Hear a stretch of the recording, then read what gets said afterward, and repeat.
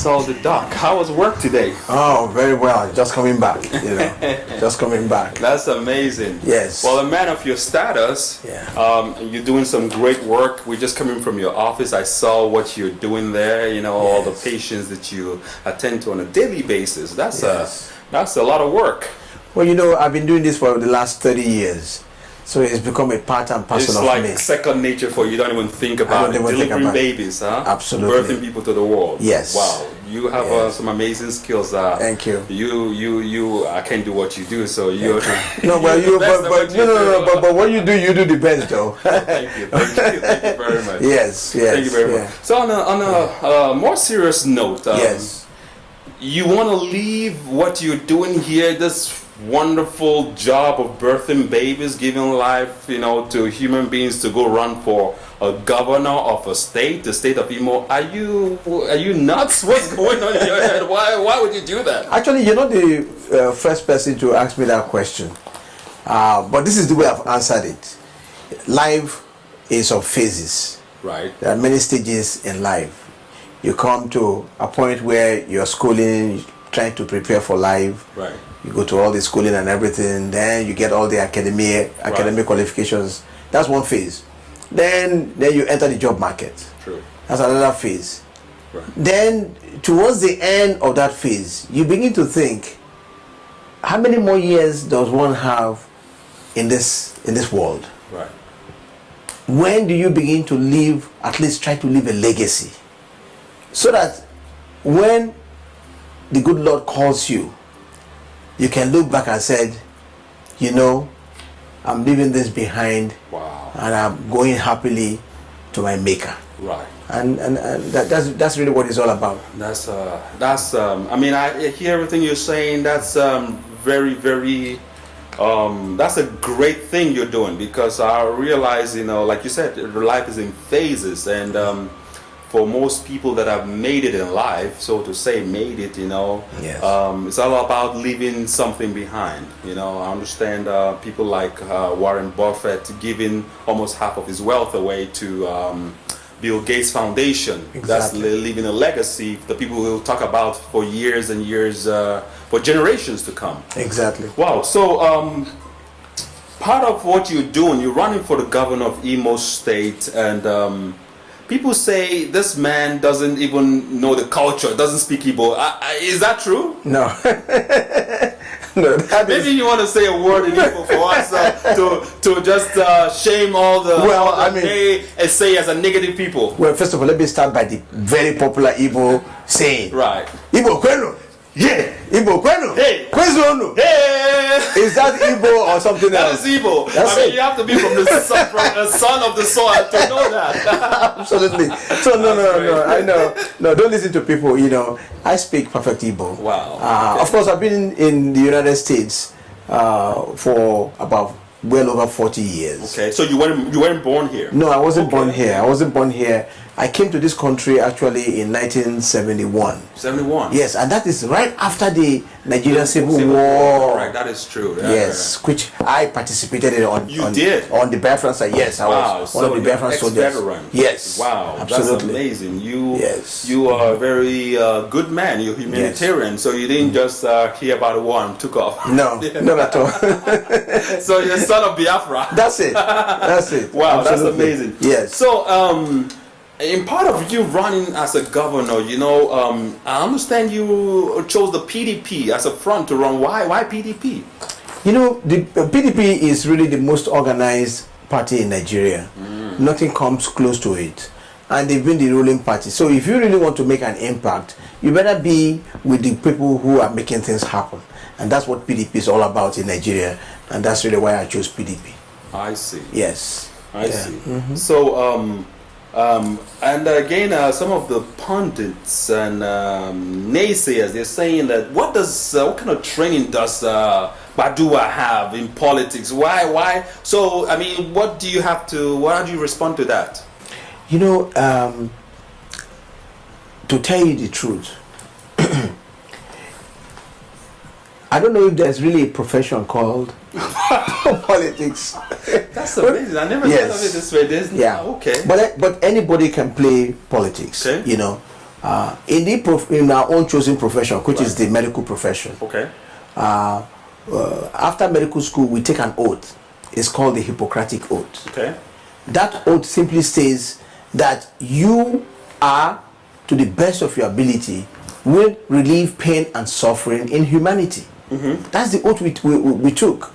And literally, they're talking about not only physical pain, but mental pain. That means we do not want to see the community in any kind of agony. Right. Now, what more could have prepared you to govern, other than having you have that at the back of your mind? Right, to alleviate the pain, whether it's medical or physical, financial. Pain is pain, and you being a doctor, you understand pain. Yes. Okay, I get it. I see. Yes. Wow, that's amazing. Now they also say that politics in Nigeria is a very dirty game, and you need to have a lot of money to make any headway. I mean, how do you plan to finance this whole project? Politics in Nigeria is not only expensive but dangerous. Okay. Ike, you might not know, I did this before, 2002. I went to run for the governorship of this same Imo. Wow. Right? Okay. And in the process, in the middle of the night, some bandits came to our house and shot me. I almost died. You know what? I actually read that on the internet. Yes. I understand you were shot in 2003. 2002. Okay, that was the politics in 2002. The election. Okay, good. Okay, thanks for correcting my time frame, my dateline. Yeah. Now, I mean, after being shot, what possessed you to go back? Are you kidding me? Yeah. If I was shot, I would run away forever. I'm not coming back. And that's correct. That is the passion that I have in me. I really believe that if you have something to offer and you don't make an attempt, to be given the opportunity, then it means that you must have wasted your time and energy in acquiring whatever it is that you have to offer. I've had that passion. Especially my wife and I did the first medical mission in Imo State in I think 2000. In 2000, wow. 2000. Way back then. That is where we were now confronted with the poverty, lack of infrastructure, lack of medical facilities. Or even if you have medical facilities, the people are so poor, they don't even have money to access the medical facilities. Right. That's really what motivated me to go into this. Because governance will take care of the healthcare problems, and at the same time also take care of the social problems that will lead to serious health conditions. That's why I'm in this. Well, you mentioned something. You said something about governance, and that kind of brings me to the next topic that I would like us to talk about. There's a lot of corruption in Nigeria in politics. You already know about that. How are you going to be different? You see, and that is really why I'm going into it. I want to set an example that a politician does not have to be corrupt. And for us to be able to bring Nigeria out of the level in which it is now, corruption has to be tackled headlong. And how do you tackle corruption? It will be by examples. It will be by examples. If a governor of a state now lives above all that corruptive practices, you are showing an example to, first of all, your staff, then to the people that elected you to govern, and by inference, the whole nation will be captivated by it. If you have 1, 2, 3, 4 more governors in that mode, country is changing. Country is changing. Well, that's well spoken. Well spoken. Well, I mean, I wish you the very best here on STeeLE TV, where we try to cover whatever is happening in town. We talk to a lot of celebrities, people that are making very great strides in society, and in both in the diaspora and back home. Now, come 2015, election day, you don't win. What's next for you? My life goes on. Life goes on. I will find a niche in the society to play another role, another positive role. It's not all about governance. There's so many other things that one can do. Politics to me is not a life or death situation. I'm going to try it. If God willing, I become the governor. But if it's God's wish that I don't become governor, I'm sure God will show me the light of another way to contribute to society. Wow, that's I mean, you're very. I just love your spirit. You know, the fact that you're not looking at this as a cutthroat, do or die. I must. If I don't win, I'm gonna make sure whoever wins doesn't stay there. I'm gonna try to topple him. No. I love your spirit. That's great. Yeah. Well, how do people get involved? How can people that are passionate like you or want to support you, how can they reach you? How can they be of help to help your cause? Well, you know, we have a website, Okay. Julius Kpaduwa 2015. Anybody can go there.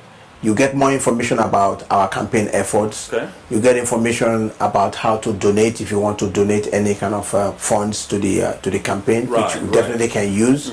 You know, or you want to donate your time. You want to volunteer your time for us to achieve this governorship bid. Everybody's welcome. Everybody's welcome.